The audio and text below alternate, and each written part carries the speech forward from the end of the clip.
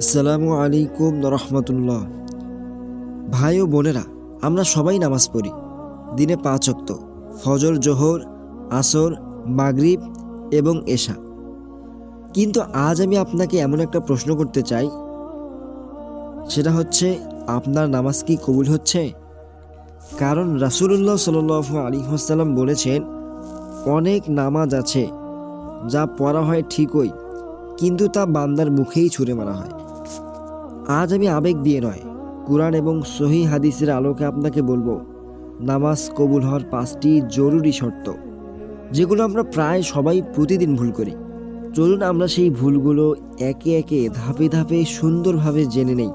তাহলে চলুন দেরি না করে আজকের ভিডিওটি শুরু করা যাক। নাম্বার 1, নিয়ত ঠিক করা, অর্থাৎ ইখলাস।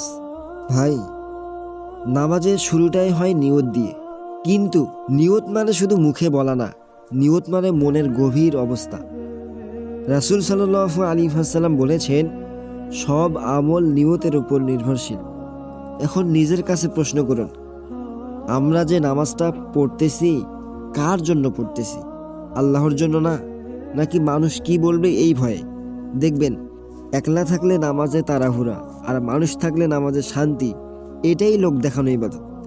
আর লোক দেখানো নামাজ আল্লাহ রাব্বুল আলামিন কখনো কবুল করেন না।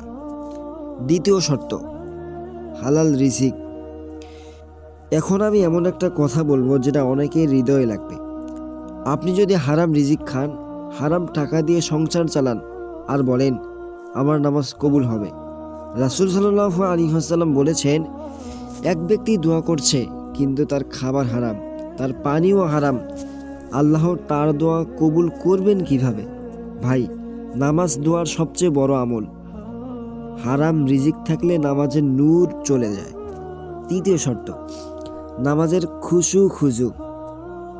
আপনি শরীর নিয়ে নামাজে দাঁড়িয়েছেন, কিন্তু মন কোথায়? দোকানে, ব্যবসায়, নাকি মোবাইলে? আল্লাহ রাব্বুল আলামিন কুরআনে বলেন, সফল সেই মুমিনরা যারা তাদের নামাজে বিনয়ী। সুবহানাল্লাহ। খুশু মানে মন, চোখ, চিন্তা সব আল্লাহর সামনে। নামাজে দাঁড়িয়ে যদি আমরা দুনিয়া নিয়ে ঘুরি, তাহলে সেই নামাজে প্রাণ থাকে না। চতুর্থ শর্ত, সুন্নাহ অনুযায়ী নামাজ। ভাই, নামাজ আমাদের ইচ্ছা মতো নয়। নামাজ শিখতে হবে রাসূল সাল্লাল্লাহু আলাইহি ওয়াসাল্লামের কাছ থেকে। তিনি বলেছেন, তোমরা আমাকে যেমন নামাজ পড়তে দেখেছো তেমনই নামাজ পড়ো। কিন্তু আমরা কি করি? রুকুতে তাড়াহুড়া, সেজদায় তো সময় দেই না, তাসবিহ ঠিক মতো পড়ি না। এই তাড়াহুড়োর নামাজ কবুল হওয়ার ভয় থাকে। পঞ্চম শর্ত, গুনাহ ছাড়ার চেষ্টা। ভাই, নামাজ পড়ি কিন্তু গুনাহ ছাড়তে পারি না। চোখে গুনাহ, জিহ্বার গুনাহ, হাতে গুনাহ, আর বলি নামাজ কবুল হবে? আজীবনেও না। ভাই, আল্লাহ তাআলা বলেন, নিশ্চয়ই আল্লাহ তাকওয়াবানদের থেকেই কবুল করেন। নামাজ আমাদের গুনাহ ছাড়া শিক্ষা দেয়। নামাজ পড়ে যদি গুনাহ না ছাড়ি, তাহলে নামাজ আমাদের বদলায়নি। প্রিয় ভাই ও বোনেরা, রাসূল সাল্লাল্লাহু আলাইহি ওয়াসাল্লাম বলেছেন, অনেক নামাজি আছে যারা নামাজ থেকে শুধু কষ্টই পায়।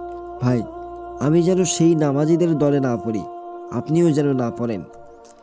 নামাজ শুধু পড়লেই হয় না, কবুল করাতে হয়। আজ থেকেই নিয়ত ঠিক করি, হারাম ছাড়ার চেষ্টা করি, ধীরে ধীরে নামাজ পড়ি, আর আল্লাহর কাছে কাঁদি, হে আল্লাহ, আমাদের নামাজ কবুল করুন, আমাদের গুনাহ ক্ষমা করুন, আমিন। যদি কথাগুলো আপনার হৃদয়ে লাগে, তাহলে ভিডিওটি শেয়ার করুন। হয়তো আপনার একটি শেয়ারেই কারো নামাজ বাঁচিয়ে দেবে। এবং এরকম নিত্য প্রয়োজনীয় ইসলামিক কন্টেন্ট পাওয়ার জন্য আমাদের ইলম এবং আমল ইউটিউব চ্যানেলটি সাবস্ক্রাইব করতে ভুলবেন না। দেখা হবে পরবর্তী কোনো এক ভিডিওতে। সেই পর্যন্ত ভালো থাকবেন, সুস্থ থাকবেন। আল্লাহ হাফেজ। আসসালামু আলাইকুম ওয়া রাহমাতুল্লাহি ওয়া বারাকাতুহু।